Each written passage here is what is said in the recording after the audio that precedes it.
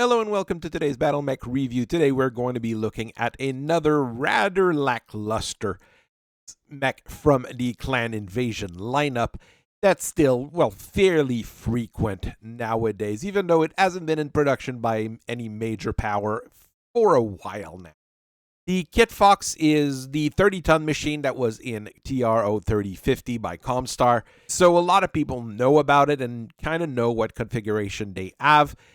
But there's a lot of weird mystique around it that is easily dispelled once you start digging into it. An odd machine, and even though it is very associated with Clan Jade Falcon, we'll see that, well, they're not the ones that actually originated it. So let's get into it.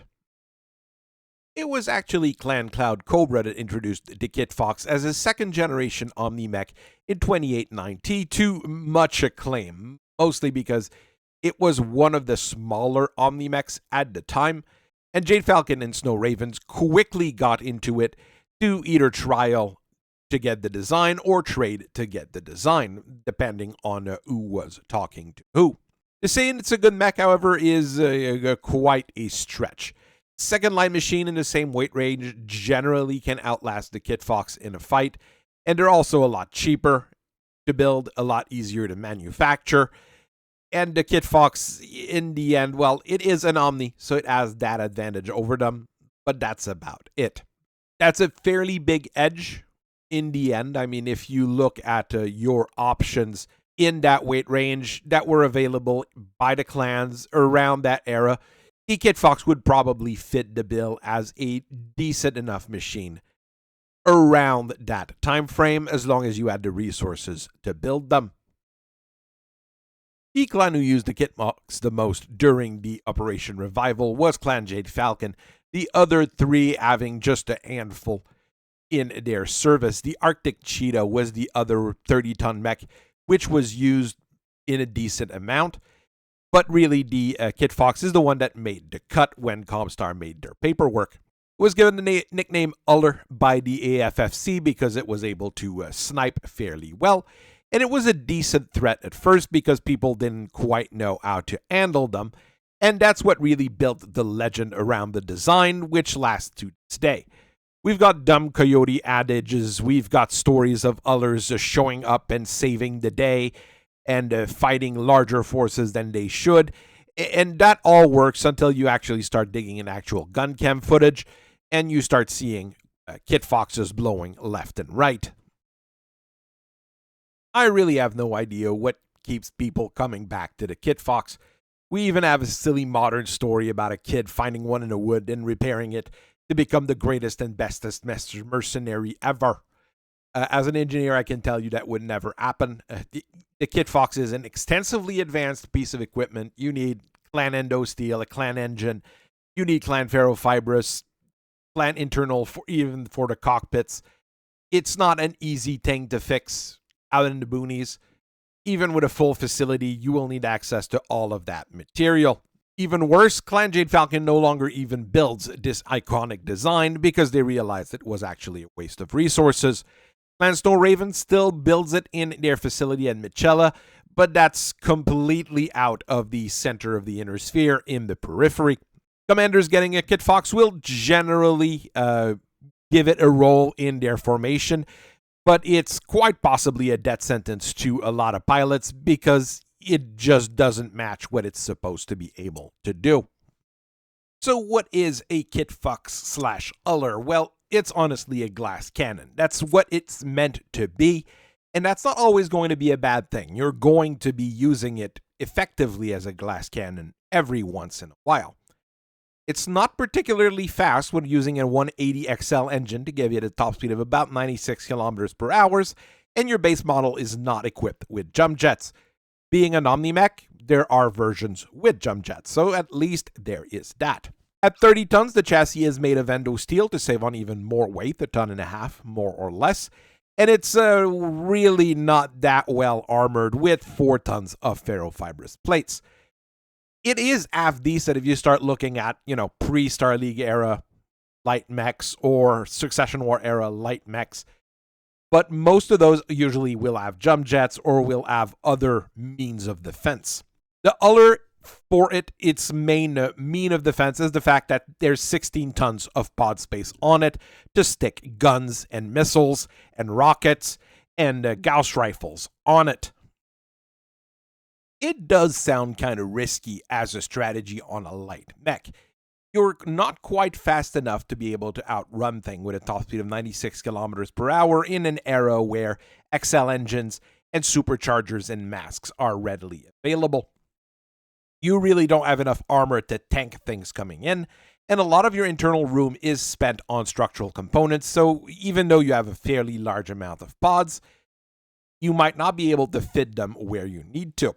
The Kit Fox is low to the ground and has a special kind of shape that makes it fairly good at dodging and avoiding shots, however, so at least there's that upside to the entire design.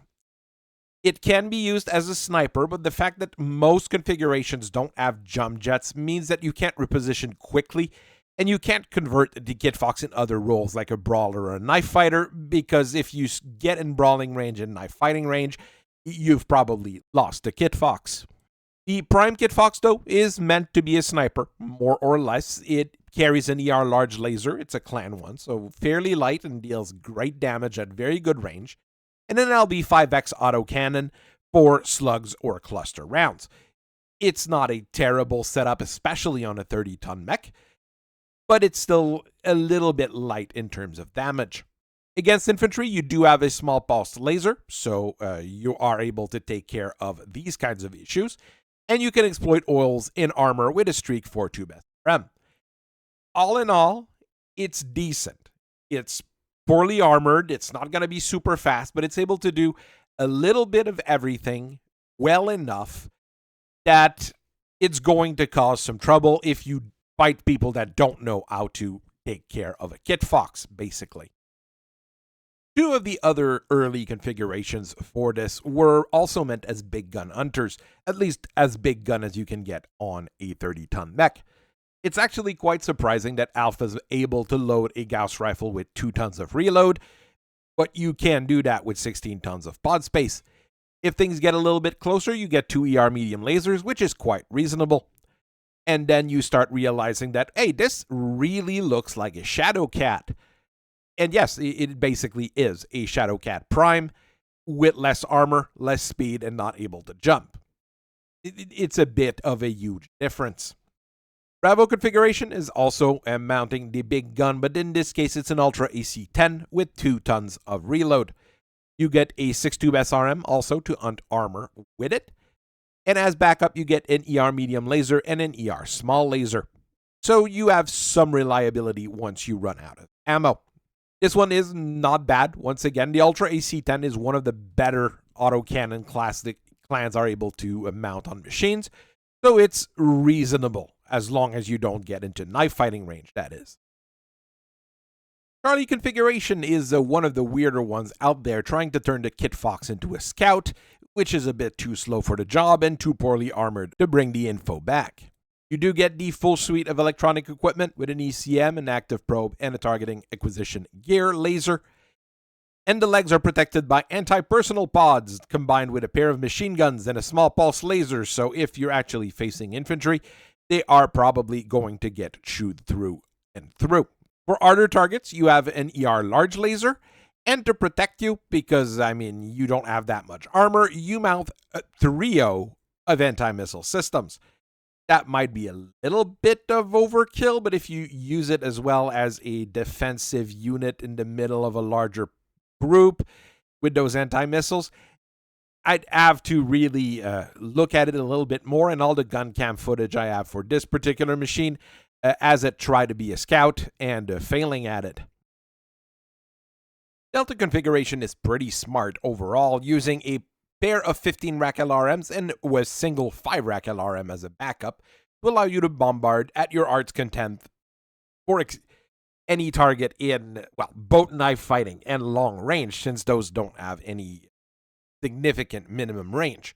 You also get an arc missile beacon launcher on this one, so if you get close enough with your LRMs, you can slam one on an enemy so all your friends can just bombard it with their own missiles.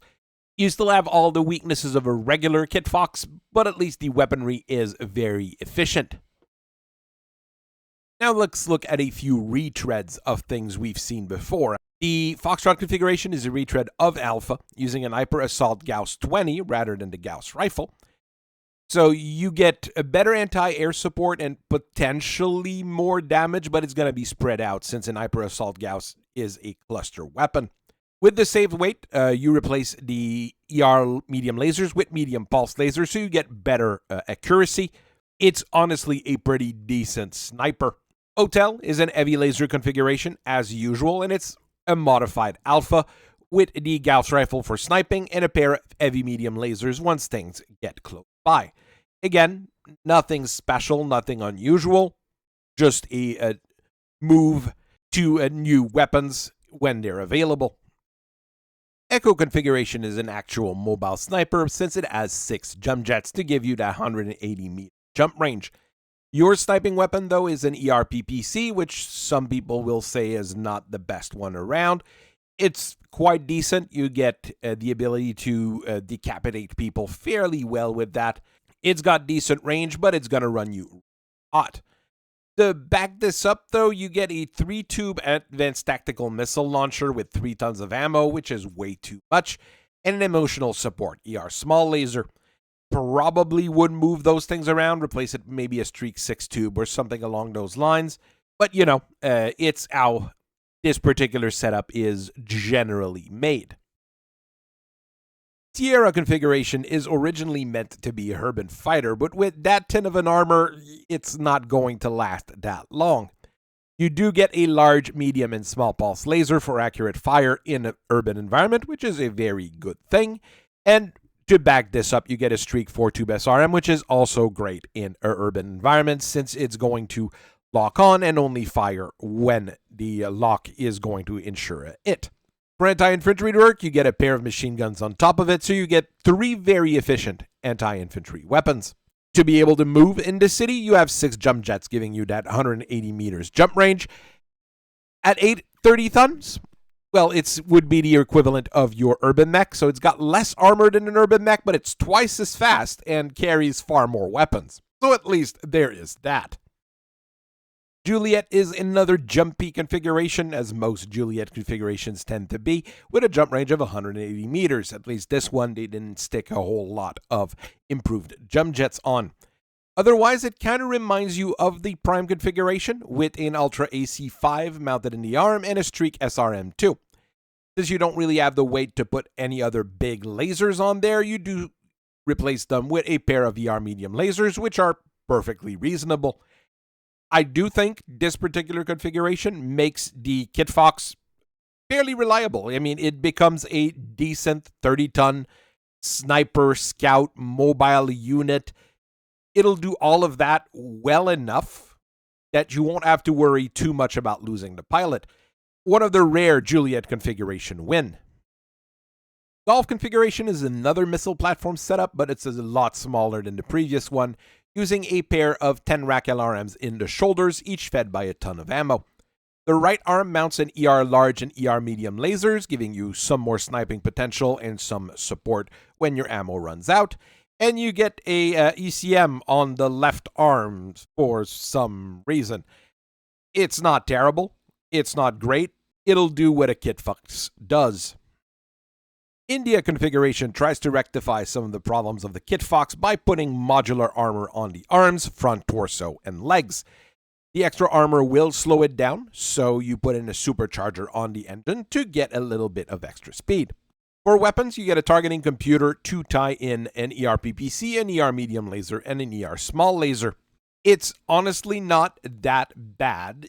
Yes, it's a little bit slower when you're not using the supercharger, but it's not that bad of a situation. And with the targeting computer, those weapons are going to be accurate enough that you're going to feel the difference.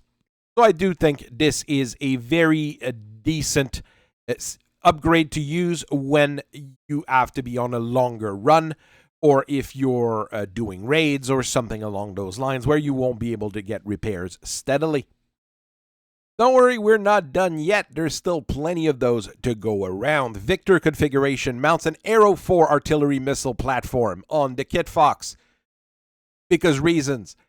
To protect you if something gets close by, you get 2 ER small lasers. I guess that's a thing you can put on there. It's a little bit odd, but it's a mobile artillery platform, which can be useful. Whiskey configuration is simple and effective with a set of pulse lasers, with a big large pulse laser and a pair of medium pulse lasers to back this up. It's accurate, it's decent, it's fast enough, it's got, well, terrible armor, but all of that mixed together will make it fairly deadly to other lights. Uniform configuration is your classic underwater configuration, using 6 UMUs to be able to move underwater. For weaponry, it uses 40 tubes of long-range torpedoes in a 2x4x5 array. So a lot of 5-tube LRMs rack set up with torpedoes here. You get a single ER medium laser in case you run out of ammo, but by the time you run out of ammo, your armor will be breached and you'll be filling up with water. So, you know, it's going to be bad anyways.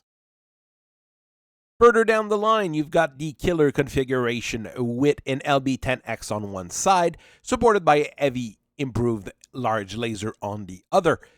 This is going to give you really great punch. You're going to run hot, but, you know, it works for what it does.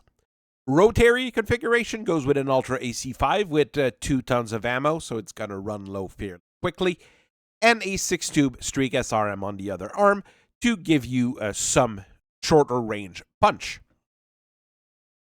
The last configuration that I know of is also meant to be a scout in its Tango configuration. You get a supercharger on there to get you burst of speed of up to about 130 kilometers per hour, while you have an active probe to gather information. For weapons, it kind of reminds you of the original Prime, with an ER large laser and ER medium laser on the left arm, giving you lasting power, and a ProtoMech AC4 on the other arm with 2 tons of ammo, so you can load precision and armor piercing if needed. You also get a Streak 4-tube SRM for more armor hunting. This one's not all that bad. Of course, you have to be careful with a supercharger because you can blow the supercharger and damage your engine. Just be careful when using it. All in all, the Kit Fox is not very good. People look at it and this is the kind of thing you give to courageous, yes, desperate warriors, or to just drive people crazy with high repair bills. But Prof, there's so many configurations, there's bound to be a good reason for that. Yeah, well, the reason is that people keep trying to make the Kit Fox something good, and it never quite works. In the 30-ton OmniMech range, however, there's not that many great options. You take what you can. I think the Arctic Cheetah is a little bit superior, and you'll probably be covering it at some point in the near future. But you can also look at second-line Clan Mechs and probably find something that fits the bill better than what you can do mostly with the Kit Fox. So I hope you guys have a very nice rest of your day. I thank you for listening to me for so long, and I will see you guys later. Bye-bye.